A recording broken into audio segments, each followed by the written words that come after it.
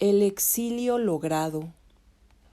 Camina el refugiado entre escombros, y en ellos, entre ellos, los escombros de la historia. La patria es una categoría histórica, no así la tierra ni el lugar. La patria es lugar de historia, tierra donde una historia fue sembrada un día, y cuyo crecimiento más que el de ninguna otra historia ha sido atropellado.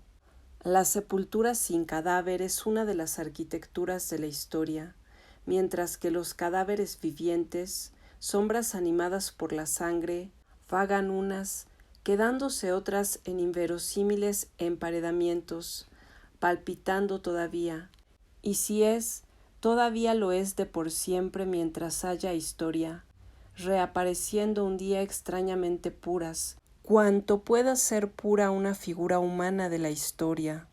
Y aquello que apenas nacía, o lo que ni pudo asomar mínimamente su rostro, lo que no llegó al vacío, lo que no arrojó sombra alguna en la historia, como es inevitable que arroje toda aparición histórica por límpida y bien nacida que sea, reaparece.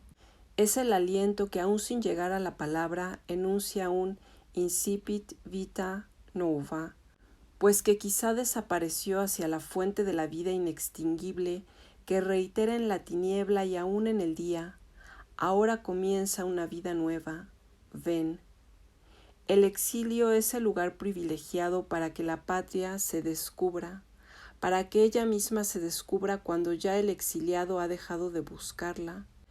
Ya sin sed su mirada no la vislumbra en el hueco dejado por el último rayo de sol, ni en el árbol caído que se obstina en vencer, ni en el guijarro que todos apartan sin mirarlo, aunque brilla un poco, ni en parte alguna, cuando ya se sabe sin ella, sin padecer alguno, cuando ya no se recibe nada, nada de la patria, entonces se le aparece.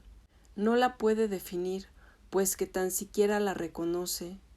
¿Sale acaso del fondo de su ser, de ese mismo fondo inaccesible que irónicamente despide algunas centellas para no ser olvidado?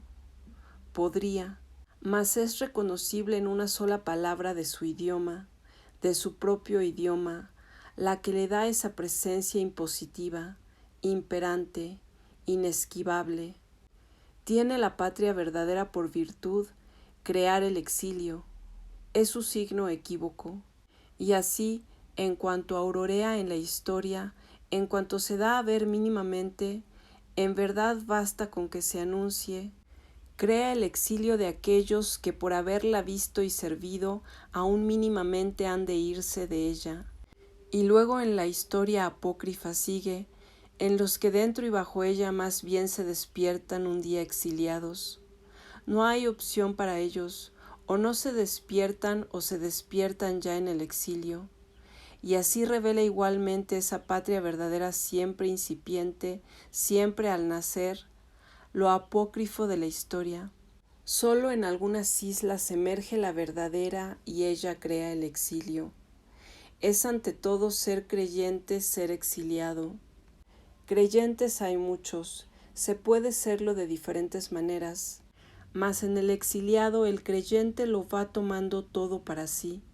De ahí sin duda el que se vea acusado o al menos señalado con cierta frecuencia como místico, sin que él, no admitiendo serlo, pueda dar cumplida razón de no serlo. Pues, ¿qué es genéricamente ser místico sino ese modo de existir en que el ser creyente o el ser del creyente va tomándolo todo para sí, para un sí mismo que está siempre más allá? Un sí mismo que no es trasunto del yo, sino más bien su acabamiento y aun su aniquilación progresiva, que de haber sido percibida desde el principio del proceso de ir siendo exiliado, habría inspirado invencible horror.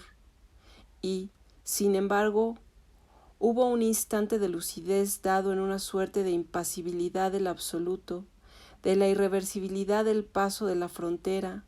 Ya nunca más se repararía, o se repararía sin volver nunca a recuperar la situación que se perdía en ese momento. Ya no habría más eso que por adversión a la retórica se había dicho tan poco, Eso, una patria,